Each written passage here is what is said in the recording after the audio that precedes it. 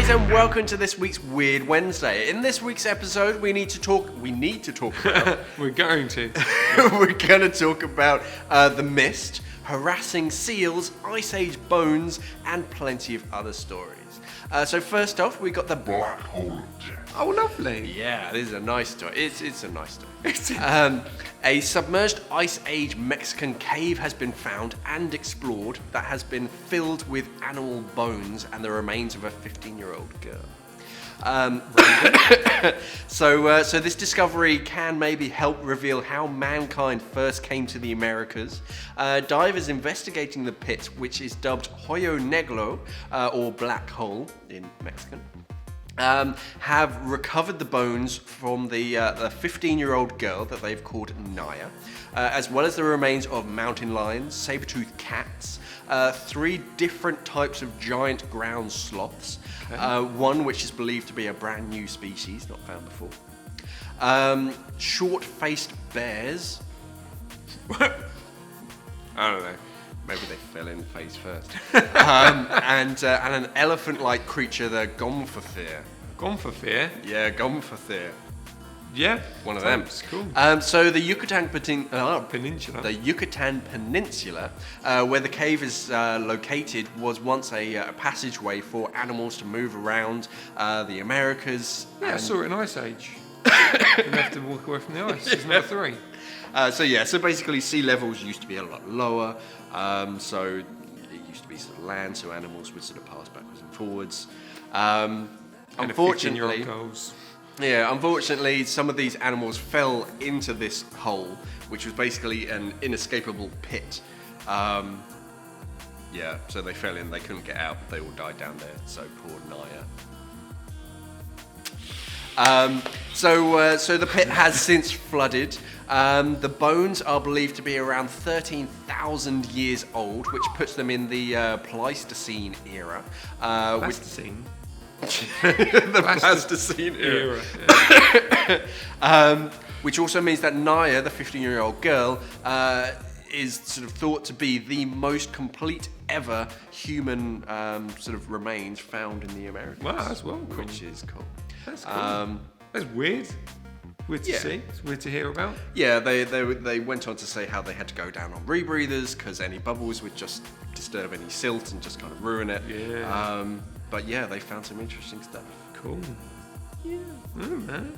And some old magazines were down there as well, which is Red Bull cans. Anyway, that was very serious. Sort of, what intriguing. Mine's a bit stupid. So Mexican cartel fishing bladders or fish bladders.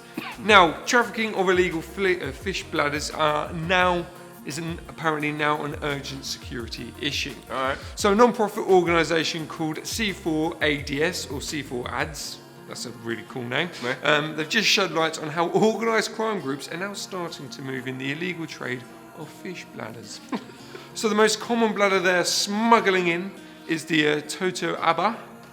I do believe you pronounce it. Totoaba. Totoaba fish, which can only be found in the Gulf of California. The bladders from this fish are very sought after, obviously, in Asia, and have been trafficked for many, many years. But now organised crime groups are getting in on the action. But now because of organised crime, things are now getting worse. I mean, can you imagine back in the day when cocaine was everywhere and everyone wanted to be Scarface or the next Scarface? Just now replace that with, replace the cocaine with fish bladders and boom, you have the millennial cartel. Don't worry though, Mark. It's all organic. So, because of this problem and organised crime, authorities are now having to work quickly to catch the new traffickers and give out longer sentences and higher fines to try and discourage people from trafficking the bladders. Just weird.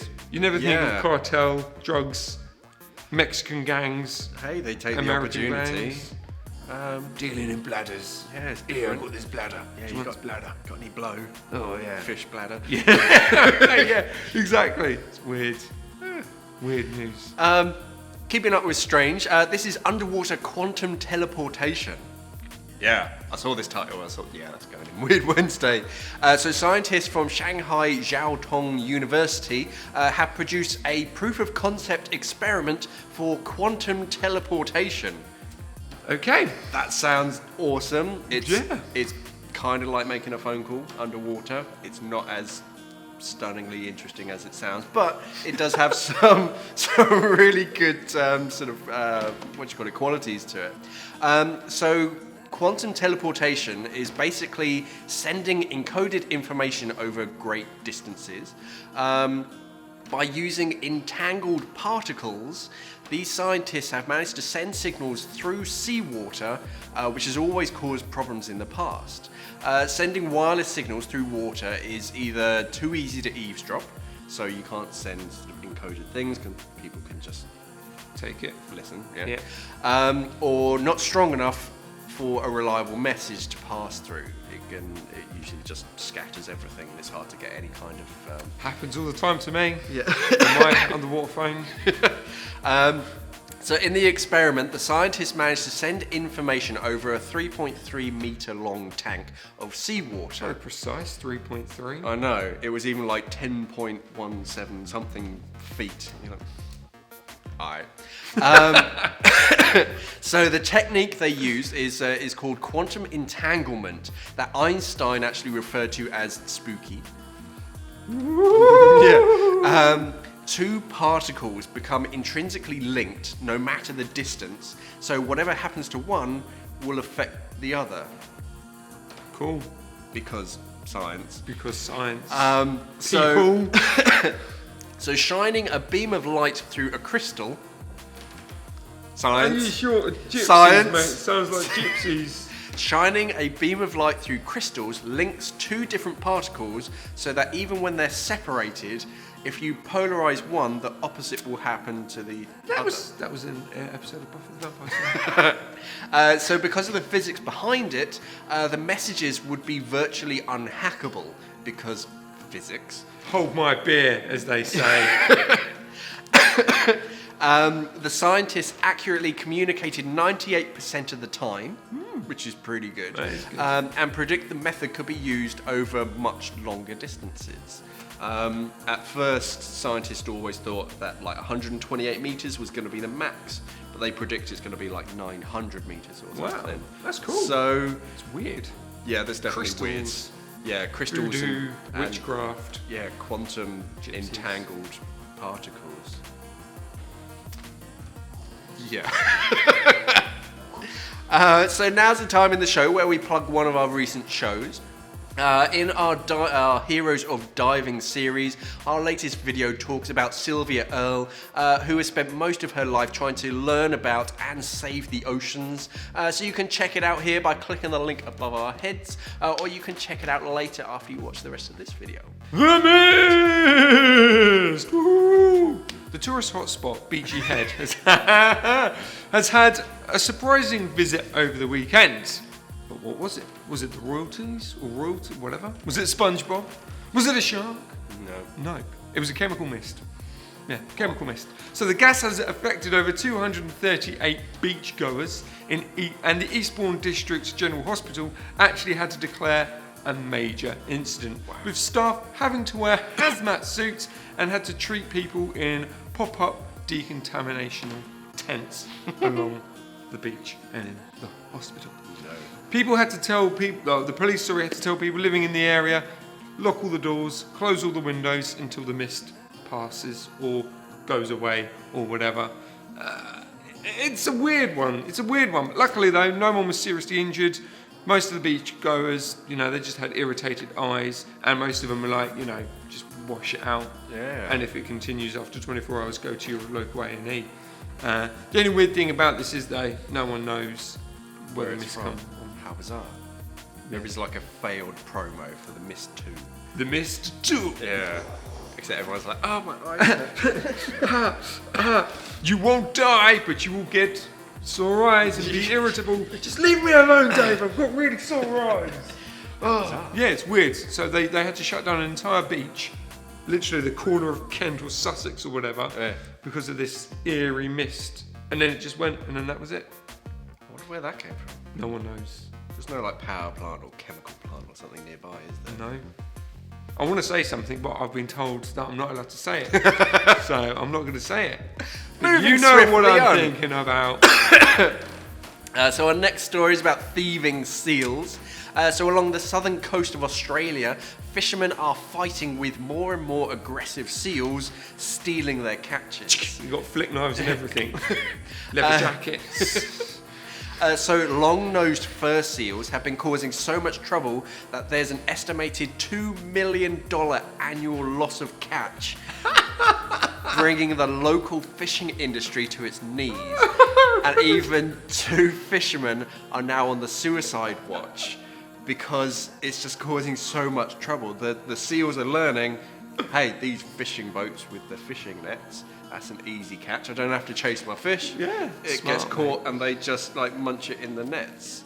Genius. Whoa. Genius. $2 million though. So the government has committed to a $100,000 investigation with a sort of deterrence to try and keep the seals away. The deterrents, they're called crackers, which I think are like underwater bird scarers. They just kind of like... Yeah, those things that you put on the lawn to scare your cat away, they just chuck them in the ocean. Press a button. But they're still awaiting approval to start the process. Because they're electrical. No, they're waiting for like local police to kind of make sure that they're safe. Which it's like I don't actually know, but I imagine it's like an underwater explosion just to scare them away. But what they need to do is, you remember, is it last week's episode where we talked about the manatees? I wasn't here. No, was it? Was that James? Can you remember? Oh yeah, the manatees with the the manatees. The underside of the boat. Put that on the boat. So with the seals sort of damaging nets and stealing fish, local fishermen are running out of options on sort of what to do, and many are sort of turning to the usual quick fix of, no, let's just cull them all or sterilise them. It's just... That's not going to help, because that's still going to bring, like, you're going to have to sterilise every single seal that comes into that. It's the ocean. You can't sterilise every single seal. Yeah, and underwater scarers are going to scare the fish away. Yeah. And everything else. I think just invest in maybe nets with wires. Wire nets, so that have the normal rope. Yeah. But then have like an inbred of wire on the inside, kind of like a brake for a bike. Yeah. So then that's in there. So they nibble, but then they can't actually break it. Give me that $100,000. I've solved your problem. I've solved your problem, guys. So another serious, you've had the serious ones, another serious one. The Marble Olympics. Forget the Olympics. Forget the Winter Olympics.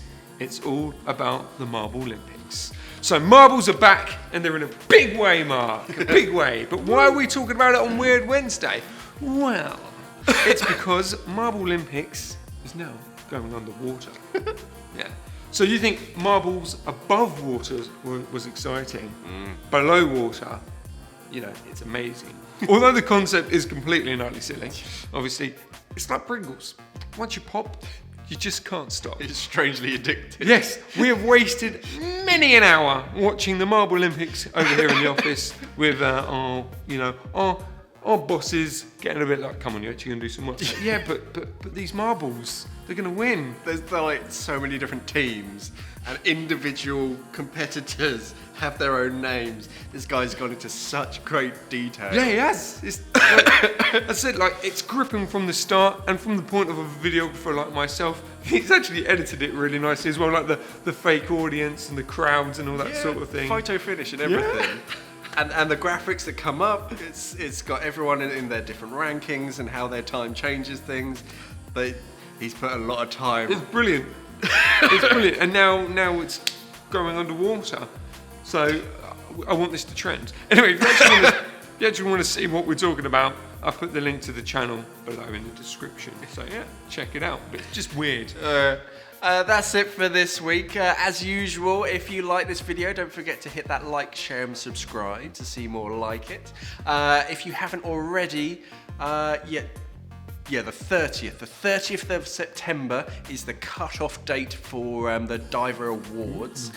So we're going to put a link below in the description. If you enjoy all of our videos, we'd love it. We'd really appreciate it if you could put... so that's literally today. So when this video airs, it's the cut-off time. So if you're watching it now, please Yeah. Click on the link, put us as sort of best scuba retailer. We'd really appreciate it. Thank you very much. Thanks for watching, guys, and safe diving. Bye.